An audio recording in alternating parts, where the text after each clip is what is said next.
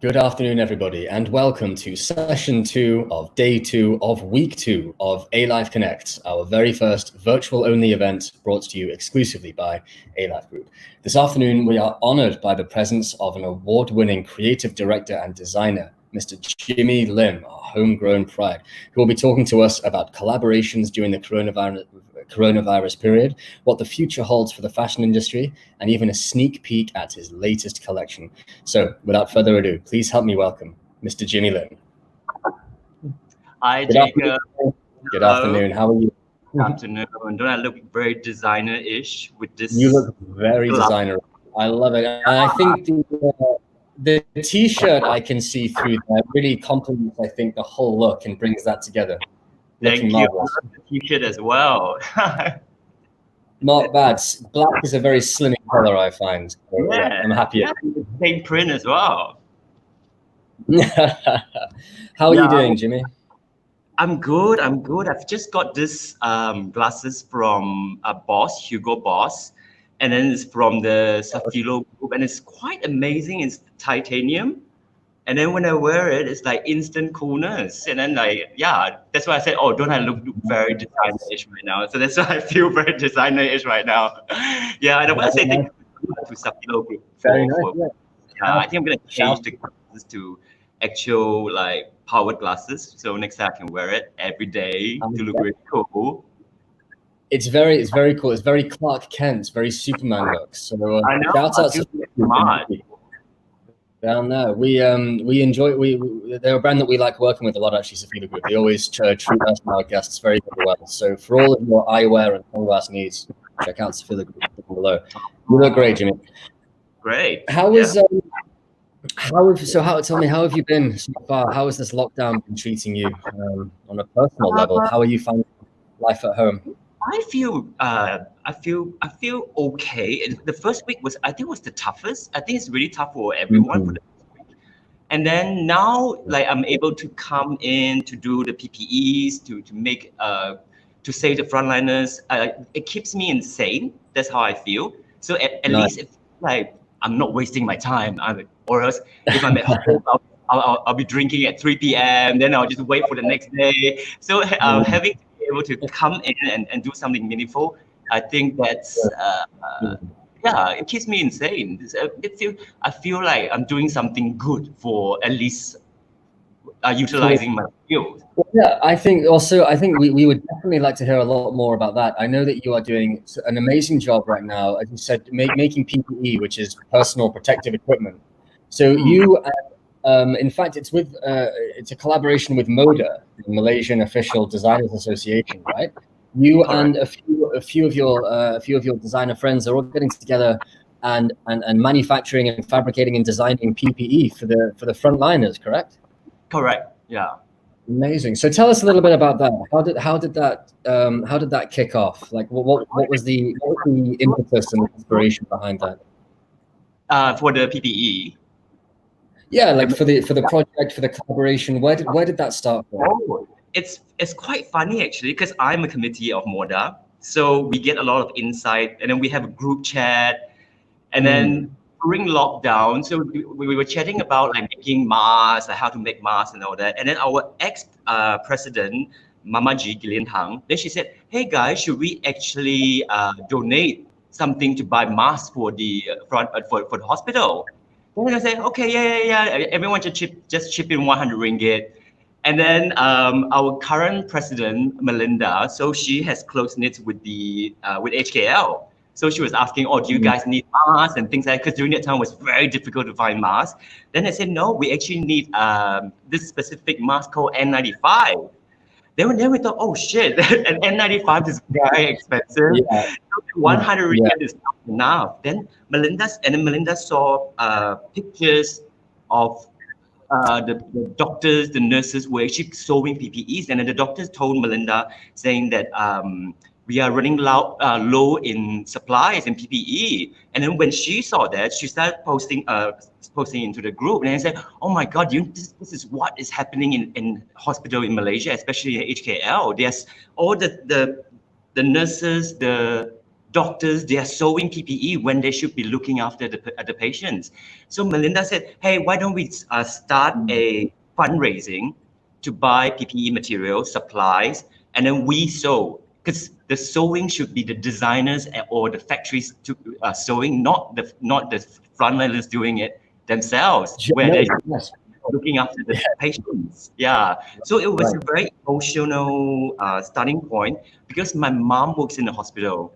So I was so emotional during the time because I can't, I want to help. If I can help, if I can make PPEs, at least, you know, some of the frontliners will be safe. Right, And right. it's a true story because a lot of frontliners, they are not safe during that time. They have to go home after work to their families and all. And this is real stuff. And a lot of people didn't see it. There was messages from the doctors and all that. So we heard all the messages. It was like, it was real. It was a real thing. So it was scary. So, and then we started the fundraising.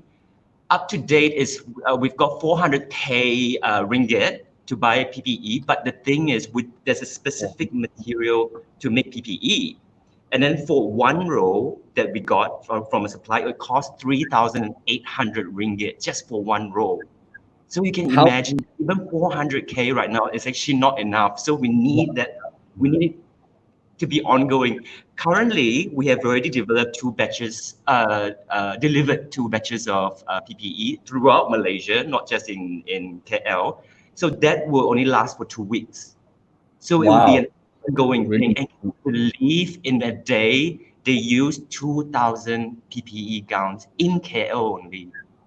So like craziness, yeah. But then you say, yeah. Sorry, you say a roll is about 3,000 to 4,000 ringgit. How much can you get from one roll? Like, what does that translate to in terms of gowns and so on? Correct. It will be around 200-ish gowns, depending on what you're. We're using 2,000 a day. Sorry. So I'm saying, so you've got a roll for about 3,000 to 4,000 ringgit, which makes about 200 gowns, but we're using 2,000 gowns a day, you're saying? Yes, correct. So I see what you mean. So 400,000 is a phenomenal achievement. So firstly, huge congratulations, well done to you and your team and your designers and your network. It's amazing, but Jimmy, what can the viewers at home, anyone watching this now, and they want to donate to this effort? Is there a way that they can donate funds to you? How would that work? To me, is to MODA. This is a association. So I'm just a percentage of it. So I'm just a sewer. We donated. So and then we just sewing. Yes, there is a way to donate. Go on to MODA Malaysia's IG, and then all the information is there.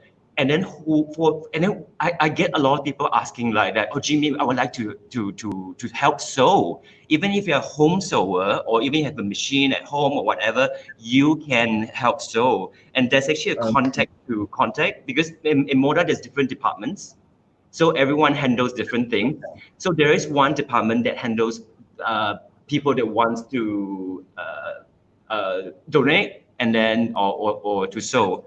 I can give you the number right now if you're interested. I can give you a shout. I will put the let me put the MODA Instagram on screen so that do give them a shout out on Instagram and get into here we go, a big shout out and get in touch because it doesn't have to be just money or financial contribution. You can also contribute physically too if you have the ability to sew and make garments. And please do get in touch with MODA because I think it's fair to say that our frontliners, our wonderful frontliners, like your amazing mother, are doing such a good job in Malaysia to really keep the case. I mean, if you look at us on the global scale, in terms of the numbers and things, Malaysia is actually doing very well. So we hope that this final phase of the lockdown is going to be just what we need to make it completely safe. So thank you for that, Jimmy. Thank you for sharing that. Yeah. And of course, we will encourage people to go to Moda Malaysia's Instagram page and donate where you can. Is that a sample you have for us there? Yes, yeah, this is a sample. I want to show it to you guys. Like, this is the specific material. Oh, this is actually, can you guess what it is? Oh, nice. Oh, so, okay, so protective bottoms and This is a boot cover. Oh, yeah, boot covers, I see, okay. Covered from head to toe. So when you were asking me like a row of PPE materials, how many garments can you achieve? How many gowns can you cut? But it's quite hard to tell because some parts of the material roll have to make boot covers, and then there's head covers like a tudung, and then there's the body part, and there's actually different types of gowns as well, PPE gowns. There's the jumpsuit. Yeah, and the typical one that you see like on AI or on TV, and then there's different colors. Like today, I was talking to one of the distributor, and then he said that they are the reason for colors is because of the production. So now moving on to white, just purely white. So imagine if say if this company wants to own this PPE gown, so they would dye everything into blue. So it's sort of like they own the PPE. So now not anymore. So it's just purely white rolls of PPE gowns. So we're just constantly making as many PPEs as possible. So this is the boot cover. So everything's elasticated. And the main point of sewing this, we had to sew it fast. Everything's about speed. Instead of like compared to when we sew gowns or we sew clothes to sell, that one is like we take our time to sew, but this one we just have to sew as fast as possible, as many as possible today. That must be crazy. So at least you're it's keeping you busy, it's keeping you out of trouble, and it's and of course it is a very worthy and noble cause. So again, I think from all of us, I think the entire country, owes you a huge debt of thanks. Keep up the good work, and for all the viewers at home, check out Moda Malaysia's page and see if there is a way that you can contribute, because this is like a crucial part of the effort. So thank you, Jimmy. Thank you. That's excellent work. Who donated as well. Every percentage counts, to be honestly, really. So I'm sure that kind of output, that kind of design and manufacturing wasn't quite the collection you had in mind for the Raya period. But I do know you have an exciting collection to share with us anyway, so we'll look forward to a sneak peek a bit later on. But before we get there, I think it would be great to share with our audience a little bit about yourself and your background. For those of you who don't know, I know that you've had a very interesting journey, including overseas, which is really where your design career really grew and developed. And then you brought that back to Malaysia and then went, to the next level and so on. So I think it's a fascinating story, and I would love to hear a little bit more about what you've been doing in the last however many years. Start from the beginning. Tell us everything. Thank you so much. Yeah, when I look back, actually last year when it just clicked that last year we just hit 20 years old. The label just hit 20 years old. And I thought, I said, hang on, because my intern is was born in 1999. And I thought, hang on, I remember my first show was in 1999. And then, how old are you right now? And she said, I'm 20. They said, oh my God. I said, when you were born, my label was born. So your babies. With the label, we just hit 21 now because it's April. So I remember my first show was April the 23rd. So yeah, and then how on IG and Facebook they say 1 year memory. They say, hey, that why they came out. Oh my God, it's another year now. So yes, we just hit 21. So that's the label side. Yeah. So yeah. So the label was born in '99, and that was born because I know you'll tell us all about this, but I know that was this when you came back from New Zealand? Because I know you spent time there. Was the label born when you came back to Malaysia from New Zealand, or it was? The label was born. I'm Malaysian, so yeah. I was. I'll tell you a bit of my background. It's quite funny because my family, we are like gypsies. So I was born in Sabah, Sandakan, but I can't remember because my dad and mom left. So I think dad was there for work. So then we moved. I remember I was living in a plantation called Ganda in Perak. It's very, very small. The living area is very, very small. We only had like 2 neighbors. and then we are not allowed to go into the like you're inside the plantation, but there's a compound that's where I grew up, and it's near Telok Intan. So that was working inside the plantation. That's a doctor, mom's a nurse. So I remember pretty much once in a while we would drive out to the Intan to buy bread and groceries. So it's some sort of like a lockdown during that time. It feels like that. And then there was like once in a while, I think a KFC truck would come in, and everyone, the factory workers and everyone would come out and we would grab our KFC, and that was, I thought, was the best thing ever. Yeah. And then from then on, then we had to study. My brother and I, we had to study primary. My brother went to primary school first. I was still in the plantation, so every day my mom would drive us. Then I had a pet goldfish, I remember. So from then on, so we moved out to Telok Intan. So I studied primary school there, and kindergarten in Telok Intan. So again, like gypsies, we left Telok Intan, and then we went to a very, very small, I don't even know if it's a town or not. Have you heard of Labis, Johor? I have not. I've just about heard a lot of people don't know Labis. Yeah, but when I say, it's Segamat, then people would know. It's actually off Segamat. It's like half an hour's drive from Segamat. So then my primary school, I studied primary school and a bit of high school there. So from then on, my dad got a sponsorship migration. So we all moved to New Zealand, Auckland, New Zealand. So that was when I was in my early teens. So I studied high school there, and then I worked in a fish and chip shop, and all sorts of things. And then I worked in a supermarket called Pack and Save. It was quite a big thing. So, and I wanted to be a cashier because the cashier was so cool, but I never got the job. So I was the dairy products, adding things. So maybe they think that, I'm very good at it. And after that, Burger King. Yeah, flipping burgers. Wow. Then went to AUT, Auckland University of Technology, to study fashion technology. But I studied home tech at high school. And then during that time, I was so shy. There was no guys doing sewing or home tech. So kids would laugh at me. And then I remember talking to tutor, I said, I would like to study fashion, but I'm very, very scared because I'm scared of people would be laughing at me. And then especially I'm a guy. It wasn't a cool thing. You were supposed to do sports. So whenever Mrs. King, she's Malaysian, my home tech tutor, and she said that don't be a chicken, do it. How I got it, then I applied AUT. I did the foundation course, then I did the degree. So so talking about the label, during that time, that era, there was no fashion week, unlike now. So the only way for you to promote yourself is either you can get into a magazine, which is a big deal, or TV. It was a huge deal. If I got into the news, if I just say hi on the news, the next day people on the street would say, I saw you on TV.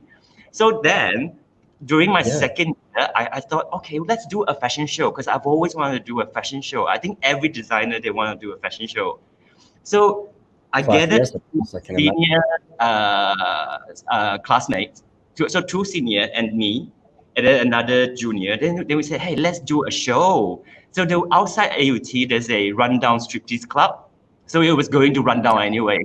And it's a real striptease club. Yeah. And then we went in, asked them if we can rent for a night. And then we rented the place. I asked my mom if I could borrow 300 ringgit 300 New Zealand dollars, so which is around 600 ringgit during that time.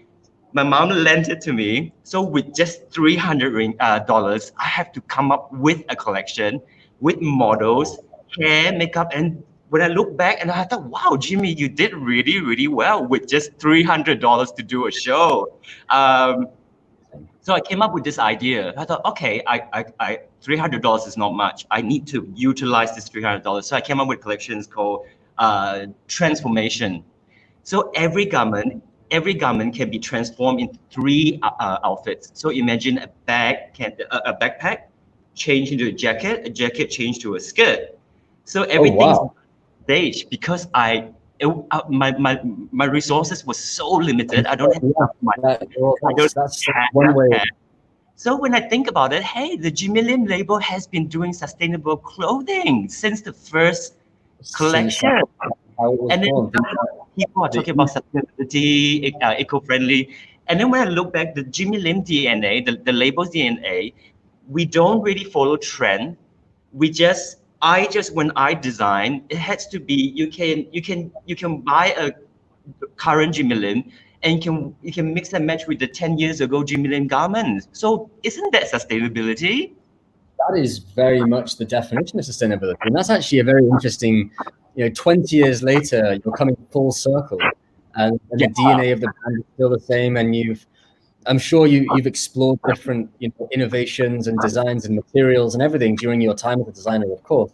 But it's very good. It's beautiful to hear that the DNA, that the fundamental practice has been almost the same the whole time. It's been there. You just haven't quite realized. Of course, you've realized it, but you know what I mean? Like you had to stop.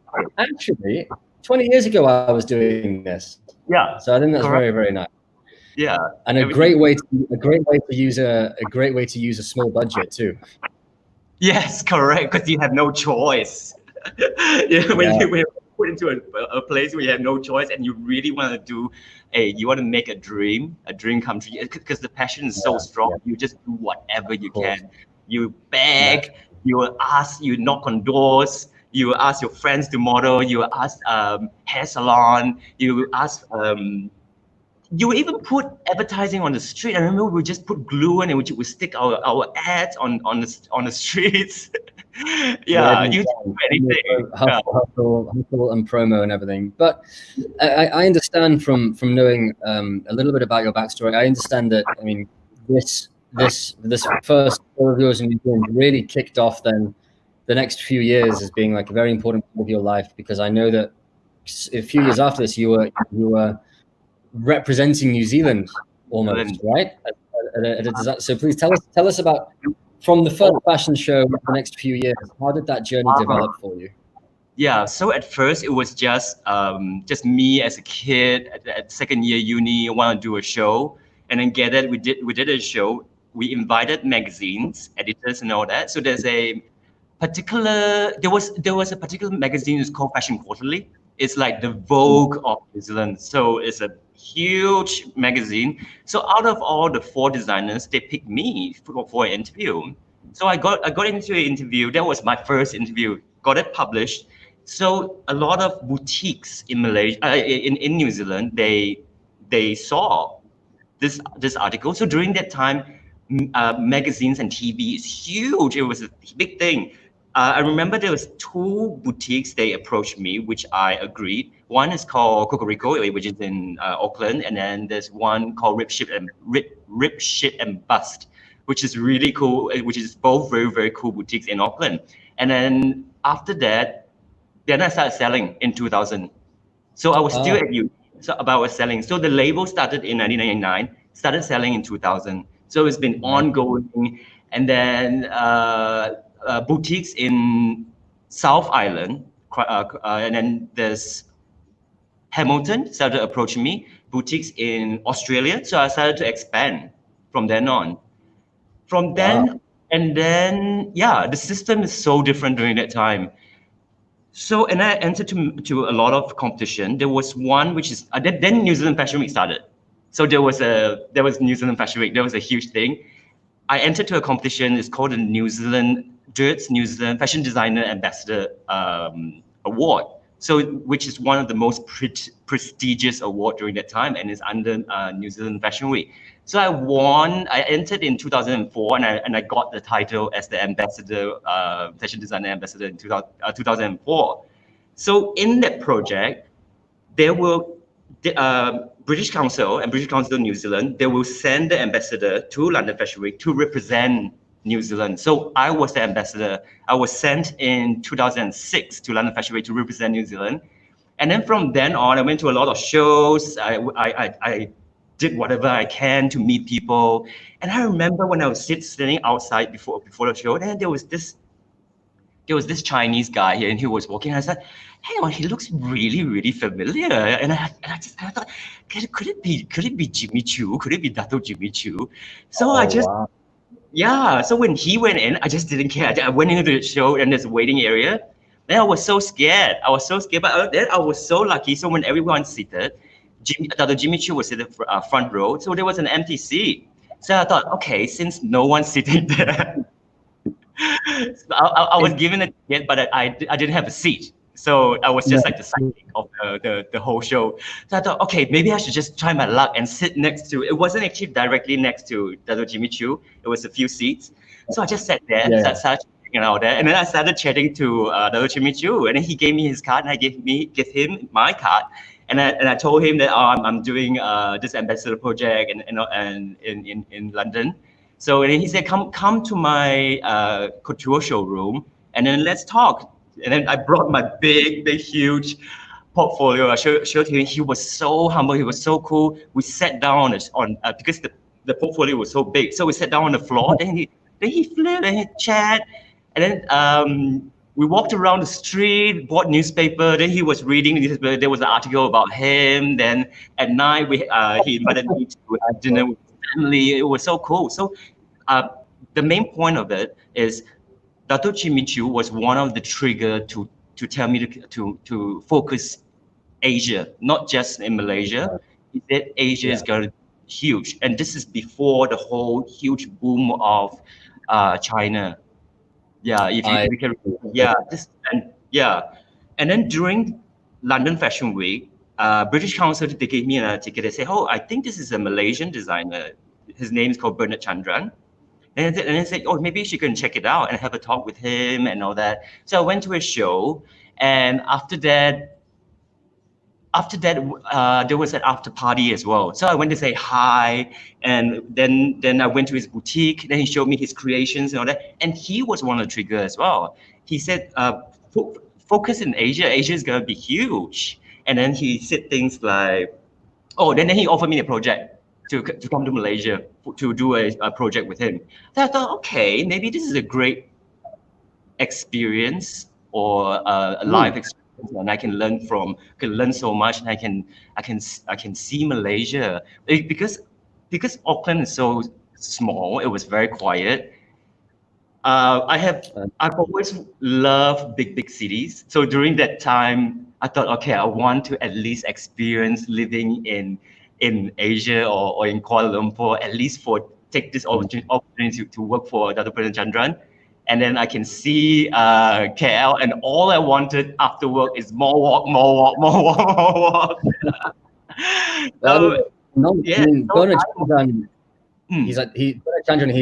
I think he's now known as the king of fashion, but previously he was like prince of fashion, right? So I mean, a difficult opportunity to turn down. So that was your first time in Kuala Lumpur, because you'd gone straight from Sandakan to Teluk Intan to Johor to Auckland, and then a week in London, and suddenly you're in. Wow. I wasn't in a week. I wasn't in London for a week. I was there for 3 months. Oh, nice. Yeah, to get that information for British Council. Yeah, so I had to get it. I had to do a report, and then get the information, and then send it back to New Zealand. So it was quite a stressful ambassador project. So when I came to Malaysia, it was supposed to be just 6 months, just for the project, and then I had to go back to Auckland, New Zealand. I remember my friend when I was in Malaysia. A friend of mine that I met in New Zealand, she moved to Malaysia to do modeling. Then she said, "Jimmy, do you want to come to an event with me? It's the launching of Malaysia International Fashion Week. It's called MIFA during that time." So I went there. So it was an event, nice. And then I saw this lady wearing glasses. So she was doing a speech. So anyway, after a few weeks, when I was staying at KL Plaza, then I saw a group of people. It's like a whole gang of them, like really cool. And I remember this lady wearing the glasses. And I thought, oh, I think I saw her at the MIFA event. And then they just lived across of my condo. So they went in. And I didn't know that's a MIFA office. So I went, yeah. So I went there. I didn't speak directly to this lady who is called Shiba Yip. So Shiba appointed her assistant to have an interview with me. So I showed my portfolio. I said, "Oh, I'm here doing what I'm doing and all that." Then his name's called Erman. So Erman told Shiba, and then I had a meeting with Shiba, and then Shiba invited me to showcase my first showcase in Malaysia International Fashion Week. That's in 2007. That's Wow. how the Jimmy Lim label started to expose in Malaysia. And I think how I stood out was because there wasn't a lot of ready to wear designer. Jimmy Lim label has always been ready to wear. It has never been couture. It has never been shoes or anything. It's just purely clothing, ready to wear. So from then on, I remember I did my first show in Malaysia. The title was called "Fashion is Boring." So you can imagine when Ooh. everyone was showing beautiful gowns, everyone's like Oscar and just glamorous, and then suddenly there's this kid coming and then with some ripped ripped stocking and then like loud music and all that. So that was the big break for the Jimmy Lim brand when I came. That is one way to announce yourself for sure. That is one way to announce yourself on the runway. I was going to say on the stage, but Yeah. Well, We have always controversial. been Great. doing like that, so it's nothing new. I think it was just very very new in Malaysia, so I really stood out from there. Yes. Amazing. Well, I mean, that is a brilliantly bold, daring move, but who dares wins, right? Yes. I think that's Yeah, it is amazing. a daring move, but then yeah, there's other stories. I can go on and on, and after MCU, I can still go on and on. I wish, well, I wish we had time because I'm sure there are plenty of very interesting stories you could tell us about that. But I do want to give you time to discuss the latest collection. But also, before we get there, I know this fashion show was 2007, which you were featured in, right? And then you started selling in Malaysia quite soon after that. Yes. Yeah, my first Yeah. stockist is Norita Harith. During that time, yeah, she opened a store, and then it's a multi-brand. Her first store was a multi-brand store. So there was a few designers. Justin Yap was in it, me, and then I think, yeah, I forgot a few more. Yeah, so I was one of. So she was my first stockist. So after that, I had more stockists. The other one is called See Through. It was quite a big boutique. It was edgy. It was hip. It was the it boutique. And I stock in Fahrenheit. My first store was in Fahrenheit. Oh, Uh, very cool. Yeah. the new KL Plaza. So during that time, there's a trendy floor. It's called Pakamaya. So that was my first one. And I had a stockist in Bangsa called Lonely Dream Store. So, and Okay. yeah. Well, very trendy. All excellent places. Yeah, and I was in Alien boutique in Publica as well. So in 2016, I opened my first flagship store, which is what you see right now at the back. It's called Dreammakers Club by Jimmy Lim. It's a multi-brand store as well. Like I have my friend's shoe label called Giddy Up, and then the designer is Christina Lee. Everything's made locally, and then there's the leather goods, Bato, and then the clothing is all Jimmy Lim. Yeah. So that's. Is there, by the way, is there anywhere we can find you? Do you have any of your collections for sale online, or is it all in stores? Yes, yeah. At Lazada, we did a huge collaboration with them with KL Fashion Week. So it was Lazada KL Fashion Week last year. There was quite a breakthrough. We have always believed in online. Even the Jimmy label, we had a website long time ago, and then it was quite difficult for us to run because it's a completely different department to promote. So Lazada came in with this very interesting proposal with KL Fashion Week. They wanted to include 10 Malaysian designers. So they picked one of designer, which is Jimmy Lim, which is me, in the 10 in their collection. And these 10 designers who will be showing in KL Fashion Week will be going live on their AI in their app, the AI Cool. system. So it was the first time ever. It's not just watching things live; it's watching AI live, and it's watching KL Fashion Week. So the traditional way of watching a fashion show is you go to a show or you go to a hall, maybe it will fit like 100 or 200 people. KL Fashion Week hits around 3,000 for a show viewers, like from up top and all that. Because you've got everyone in the galleries. This is the first time ever with AI. We in the first hour of our show, we had 220,000 views. And it's not just normal, just a live, it's AI live. What's the difference from it is when the model walks out, so you see it as live, all the garment information will come out. So you can actually tap on the information. It would take you into the Jimmy Lim Lazada page where all the information of garments, and you can buy it straight away.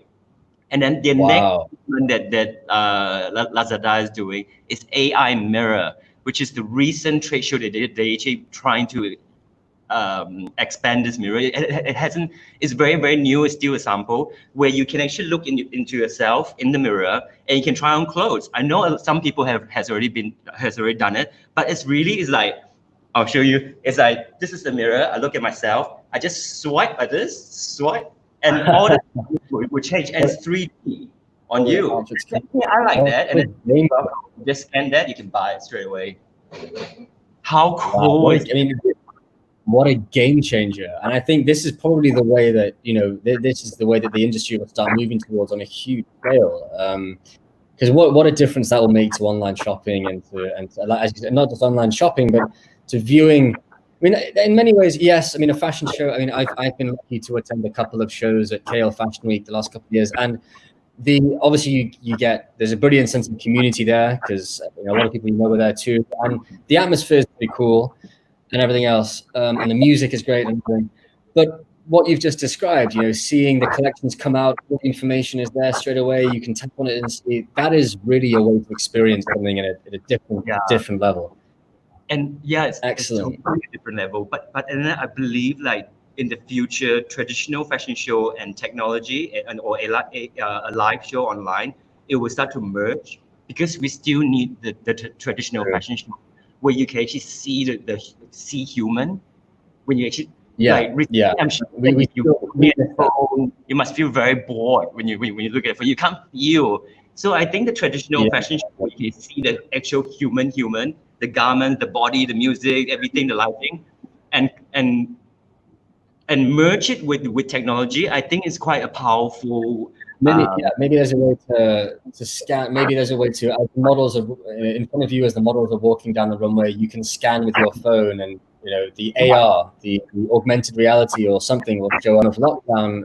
It's amazing to see already what technology is doing. So when we're allowed back out again, it'll be very interesting to see how they merge. But what a fascinating story!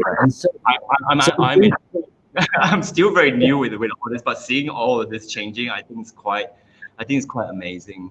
Yeah, it is. It really is. It's very exciting too. So that brings us all the way up to last year. So I'm sure we could talk for ages about your story, but I'm really interested now in what's going to happen next. So tell me about this year's collection, Jimmy. The sustainable collection. I understand it's called Destroy to Create, which sounds like an interesting approach. Tell us about. Yeah, there's actually two things. Destroy to Create has always been a line for me to because I love to do deconstruction. So since New Zealand time, even when I was studying at uni, I would deconstruct garments before lunchtime. Then we would go out and have lunch.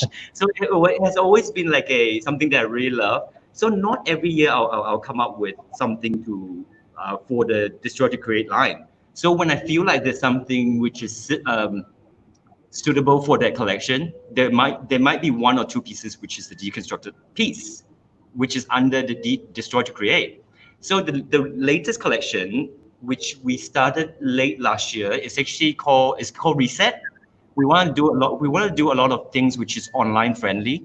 So not so much of a fitted garment, something's more like staple pieces where you can wear for a very, very long time. And that then is sustainability, which I didn't even think about it at all.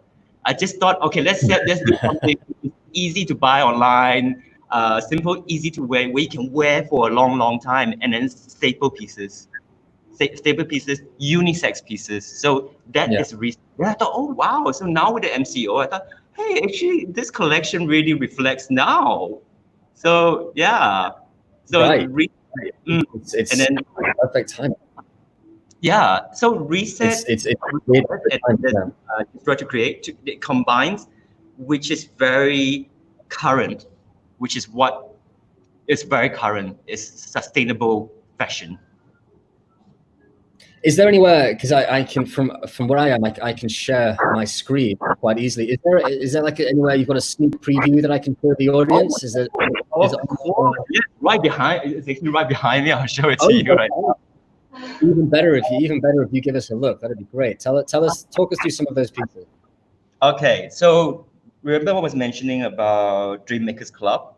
Sorry, Destroy to Create. This is one of a highlighted piece that I would like to highlight is deconstructed. There's actually 4 pieces into this garment to create this hoodie.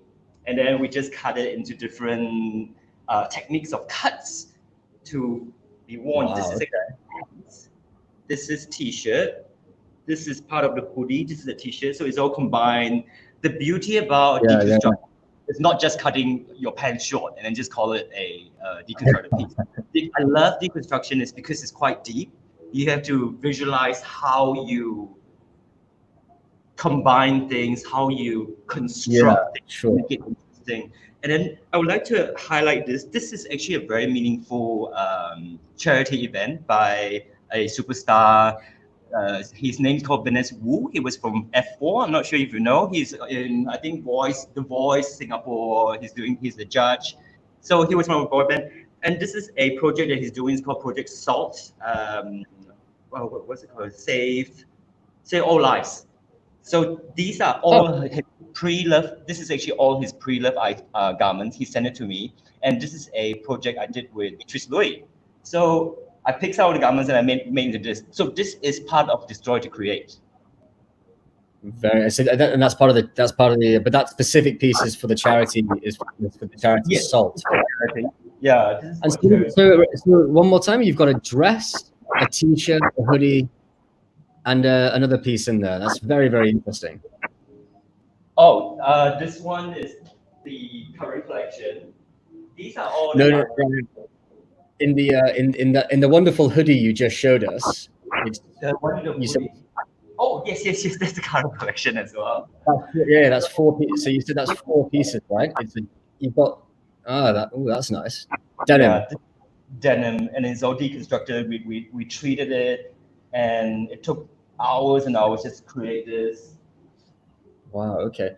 So how can people get their hands on these pieces, Jimmy? Like given the MCO, it's going to happen until at least mid-May, and it may be extended until the end of the month. How can people get their hands on this collection? They can message me, but I think for now, I think everyone would be focusing on buying food, not fashion. But then the store will be open, the boutique will be open. All of this will go online because currently we have stopped all our work. We are focusing on the PPE. That's why the collection has been stopped for now. So this is current. Well, we have a lot to do after the MCO. Even though I have the permit to come into my shop, but then we are only allowed to make PPE. And then even if I make garments, I'll feel bad because I'm not supposed to make garments. For now. Understood. Well, it's for now. Well, it's a very, very worthy cause, of course. Very, very worthy cause that you're working on. So keep it up, and you'll get back to your designing passion soon. But I think for now you're doing an amazing job. So after MCO, Jimmy, what are your after MCO and the collection is available, what are your plans for the rest of the year, you think? And it's difficult to predict at this stage what the rest of the year will look like. But what kind of plans do you have in mind for when this is all over? It will be ongoing I'm planning my next show, which is at KL Fashion Week. But even with KL Fashion Week, we're not sure if it's going to be in August or not. But then it doesn't stop. Like you shouldn't stop. You should just keep continuing. It has to keep the tradition going. The collection after this collection, then that's the next collection, and then just keep it going. Doesn't mean like if there's no Fashion Week, you just stop. Yeah, I think as a label, as a Jimmy Lim label, we have always kept our tradition. Just 2 collections a year. In between, we'll do some staple pieces, and then you still have to keep it going. It's just that now the MCO, we're just doing something to give back to the frontliners. So it's not about me anymore. It's more about like, let's say them, they need us. So yeah, so that's the current plan. We're focusing more on the same thing. Oh, we've got a stockist in Singapore. So we'll be selling in Singapore after MCO. The next stop would be Siem Reap. So currently we have two stockists one stockist in Penang, one in JB, and we are aiming at Malacca, expanding online as well, Lazada, focusing on that, and KL Fashion Week. So that's the current plan. Cool. Okay. Well, best of luck with all of that, and we all hope this this gets back to as close to normal as possible as soon as it can. But it sounds as if you're going to be busy regardless. So fingers crossed. I think this is nice. We'll deal with it. I think this is just nice timing actually, because we've got about 10 minutes left of the session, which is a good time for some Q&A. Okay. Actually, so we've got a couple of questions actually here from the audience. Howard comments. Howard loves your creative design, but would love to know who has inspired you the most in the industry journey so far, and why that would be. The most in fashion industry. As in design-wise, or as in the person? Yes, it could be design-wise. It could be business-wise. I mean, I don't want to. Design-wise, it's quite funny because different stage of me, I look up to different fashion designers. I remember when I was a student, I looked up to Issey Miyake, and even I'm still a huge fan. The reason why, and I look up to Issey Miyake and I look up to Calvin Klein. The reason why is, for example, Issey Miyake, he come up with this range called Pleat Please. During that time, it wasn't Pleat Please. It was just pleated garments. He just repeated everything, different colors, different cuts. It's the same thing, same. So during that time, with one technique, which is just pleating on a garment, just repeating until now, he's still selling the same idea. Isn't that a great idea? And then with Calvin Klein, I love his method of advertising. He has kept it consistent. It's always, you look at his ad. Remember when Kate Moss went topless, and when Kate Moss with the bare face for CKB, CK1, it was the cool thing. And until now, it's relevant. Until now, you can still see Calvin Klein everywhere. So I think his system is so good with Miyake as well. So these two designers, I really look up to them. As in, even more creatively, it would be Comme des Garçons. I love Comme des Garçons and Alexander McQueen. I think everyone loved Alexander McQueen. The reason why I love Alexander McQueen is his showmanship.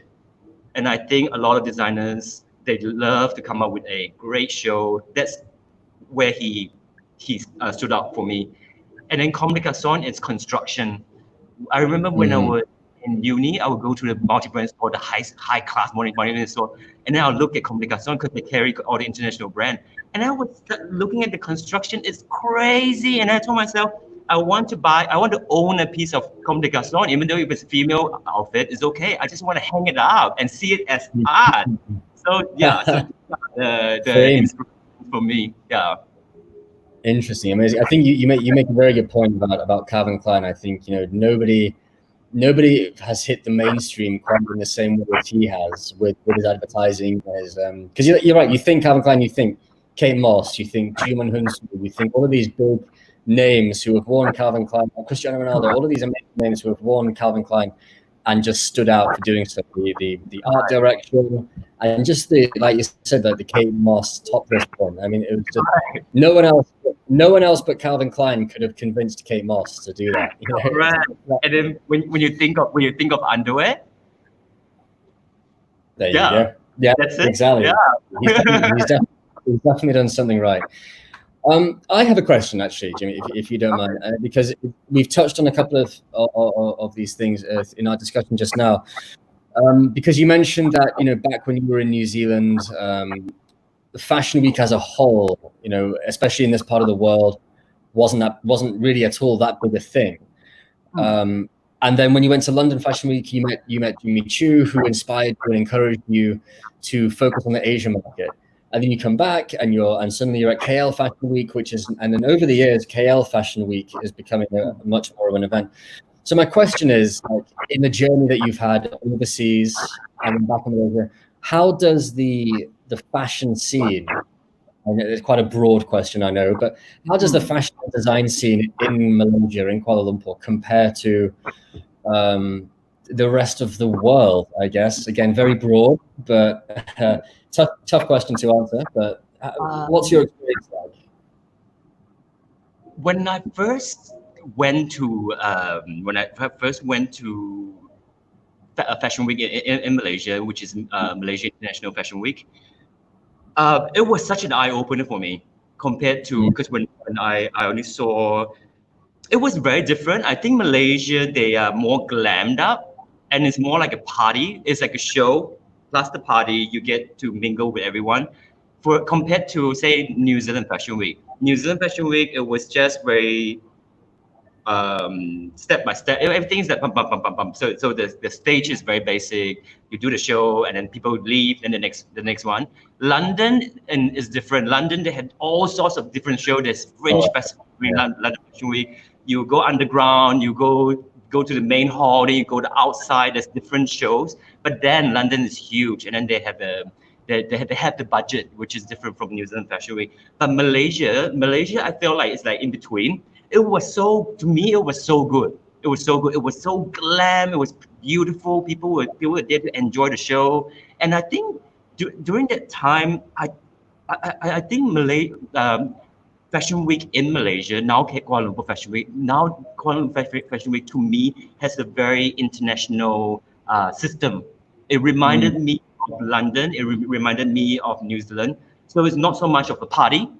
So it's you go, you watch the show, you leave, then the next one. It's a bit like New Zealand. You go in, you watch the show. You go in, you watch the show. So it was a more focused Fashion Week instead of you put it and then spend all the sponsors' money and drink yourself. Even though that's nice, though, I wouldn't mind having a party. Fashion Week, it's more focused. More mature.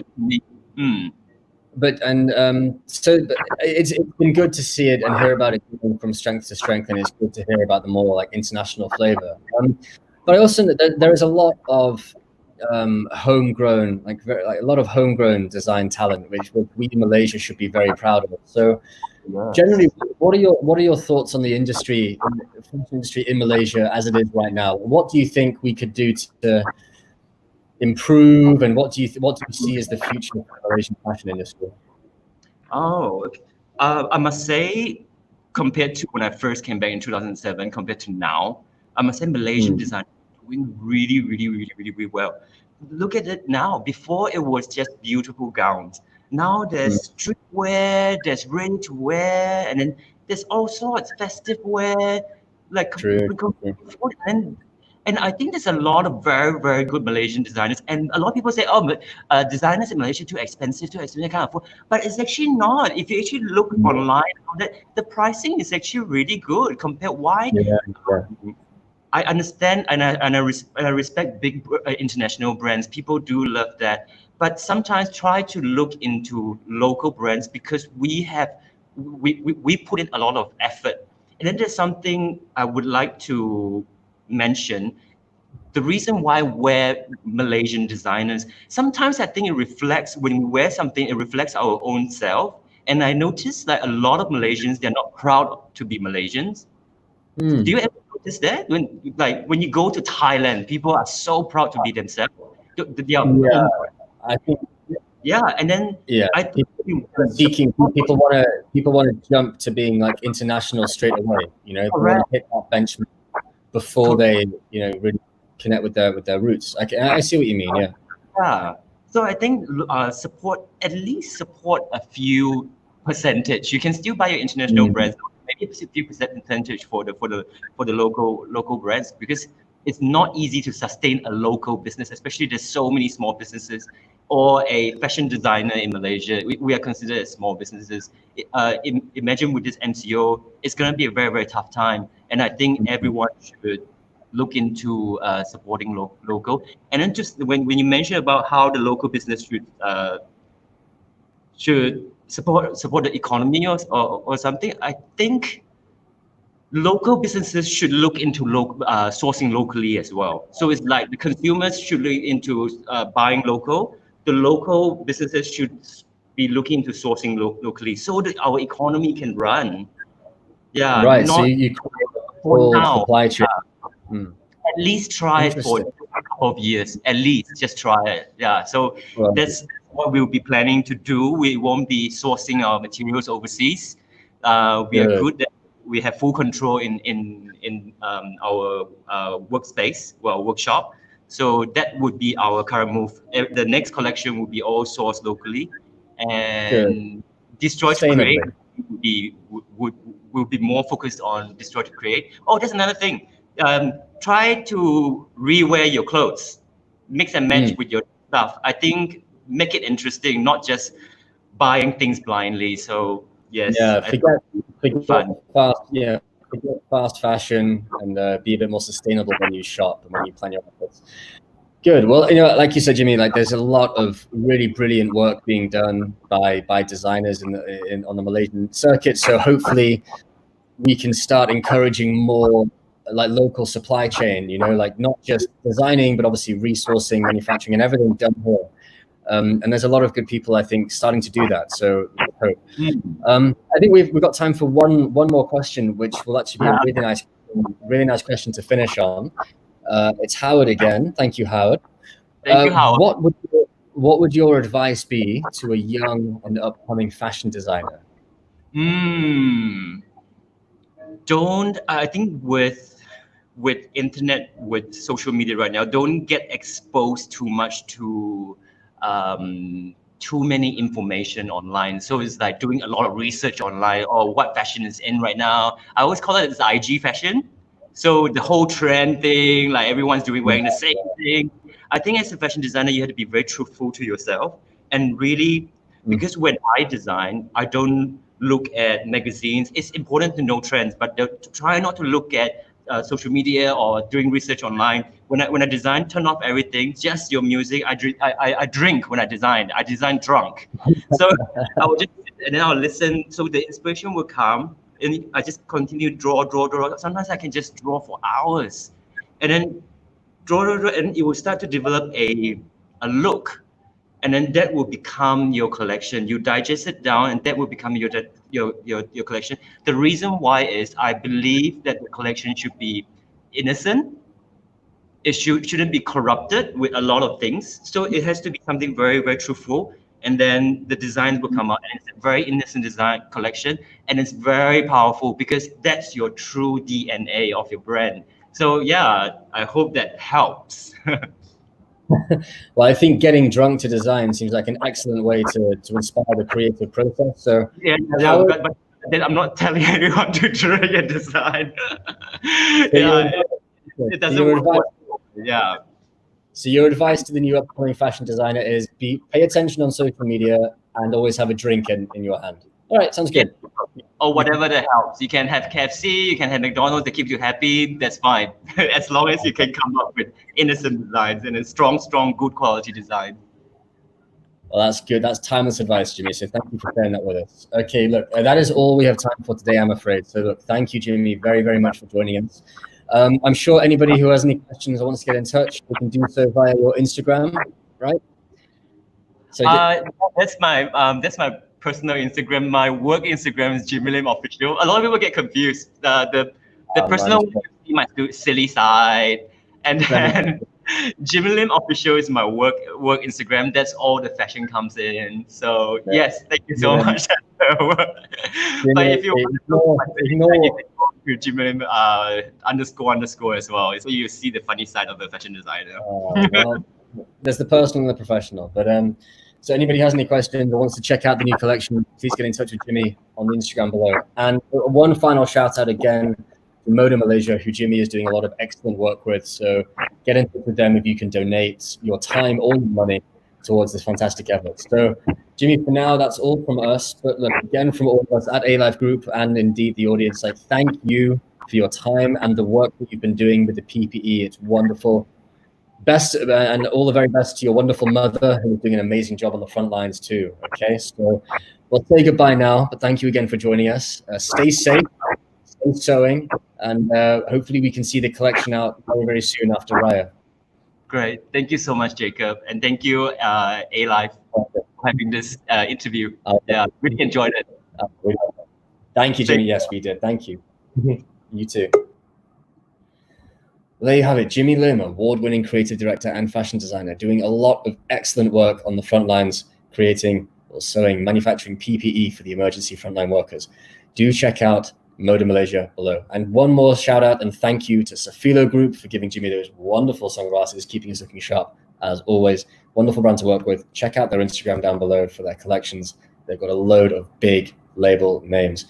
So that's all from us for our session. Hope you found that useful, insightful, and informative as always. We'll be back at 6 p.m. with a business session with Kenny Yee, who will be talking to us about survival during this critical lockdown period. So join us for that for some insights. And then we'll be finishing off the day with our first magic session, which should be interesting. So come back at 6. For until then, stay safe, stay indoors, and be well. I'll see you later.